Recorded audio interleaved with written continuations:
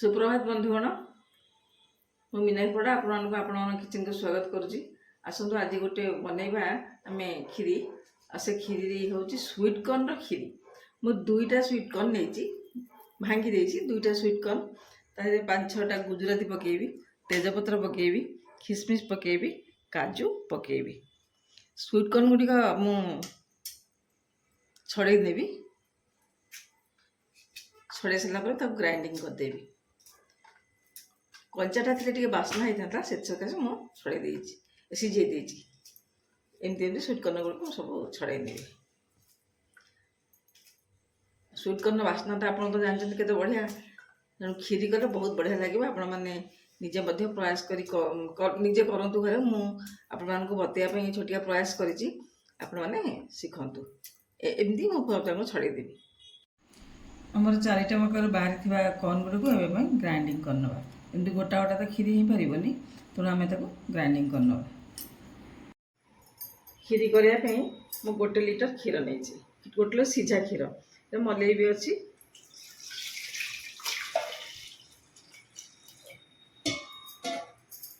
इसमें पानी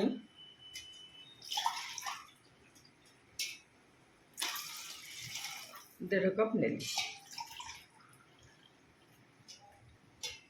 क्षीर फुटी 2 कप पानी नेली। अवशिष्ट क्षीर जहाँ रहा दरकार धरले फुटिले मुझे आउ टे क्षीर देती। 1 लीटर क्षीर नहीं क्षीर को पानी की फुटी दवा। तेजपत्र पकईदेली। ये देखो क्षीर आम फुटीगला। ये मु बटा देता कॉर्न गुड़ पकईबी। ए कॉर्न गुड़ को दरदर खंडिया कर बाटे, पूरा प्लेन करनी। खीरी चाउल आम गोटे रहे सेमती कौन तो आम गोटा रखिपारे कि दरदर खंडिया कर बाटा।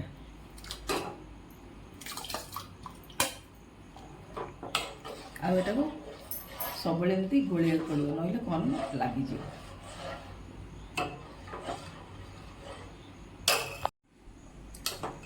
खीरी आमर अधा ही आसला। आम ए भाजिक रखि काजू किसमिस को पकईदे। अल्प समय पर खीरी आम हो। आपण मैंने मो चैनल नुआ थे तेबे आपण मैंने मो चैनल को सब्सक्राइब करेंगे।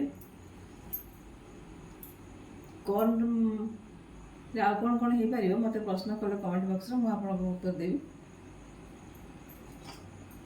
कौन टे हलदिया देखा खीरीटा हलदिया दिशुची कहीं कॉर्न कॉर्नटा टे हलदिया ना।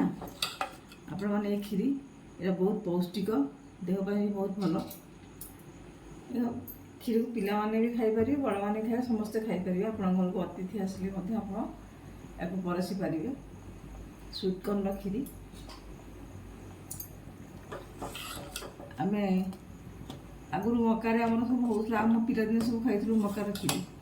मुझे आइडिया कली स्वीट कॉर्न खीरी हो पार। आपण ये छोटिया प्रयास करी स्वीट कॉर्न खीरी बनाऊँगी। आउ किसी समय पर आम खीरी संपूर्ण भाव प्रस्तुत हो। खीरी आम ही आसला देखो बहलिया आप चाहिए चाउल भी दे पारे, सुजी टिके भी दे पारे, सिमई दे पारे। गुजराती गुंड में पकाऊँ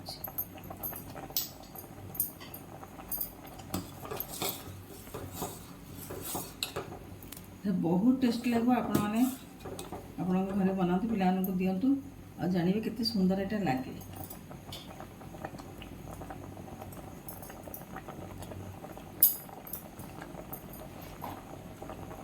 किछि मिल्क बाट आम एथरे दबा 1 चम्मच देली।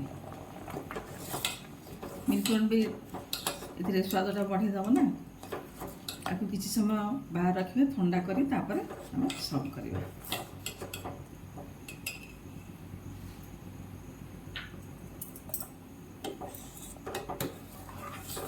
चीनीटा सागे सागे पकईले पानी फाटीज।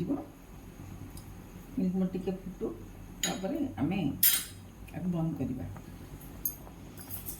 आपण मैंने कॉर्न खीरी खातु आ सुंदर सुंदर कमेंट लिखु, लाइक करूँ, ସେୟାର ମଧ୍ୟ ବହୁତ ପରିମାଣରେ କରନ୍ତୁ। ଜଗନ୍ନାଥ ଆପଣଙ୍କ ଜୀବନକୁ ସୁଖମୟ କରନ୍ତୁ, ଭଲରେ ଥାଆନ୍ତୁ। ଆଉ ଏମିତି ନୂଆ ନୂଆ ଡିସ୍ ସବୁ ବନାନ୍ତୁ, ଆପଣଙ୍କ ପରିବାରର ସଦସ୍ୟମାନଙ୍କୁ, ପିଲାମାନଙ୍କୁ ଖୁଆନ୍ତୁ। ମୁଁ ଏବେ ବନ୍ଦ କରିଦେଉଛି ଗ୍ୟାସ୍।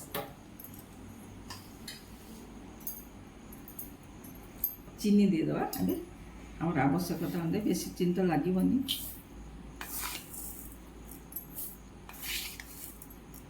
କ'ଣଟା ମିଠା ଅଛି ତ ସେଥିରେ ଟିକେ କମ୍ ଚିନି ଆମେ ଦେବା। 6 ଚାମଚ ଚିନି ଏଥିରେ ହେଲା।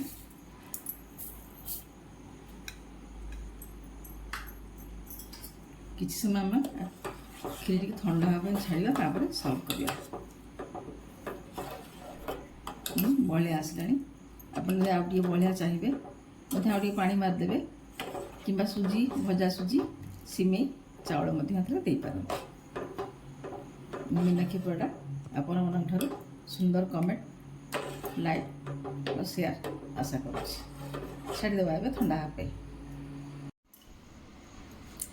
କର୍ଣ୍ଣ କ୍ଷୀରି ସମ୍ପୂର୍ଣ୍ଣ ରେଡ଼ି, ଥଣ୍ଡା ବି ହେଇଗଲାଣି ଆଉ ବହଳିଆ ମଧ୍ୟ ହେଇଗଲାଣି।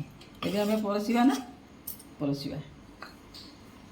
ୟାକୁ ଆମେ ରୁଟି, ପରଟା, ଚକୁଳି, ପୁରୀ ସବୁଥିରେ ଖାଇପାରିବା।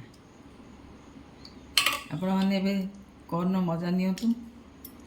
ମୋ ଚ୍ୟାନେଲକୁ ଲାଇକ୍ କରି ଲେଖନ୍ତୁ କେମିତି ଲାଗିଲା।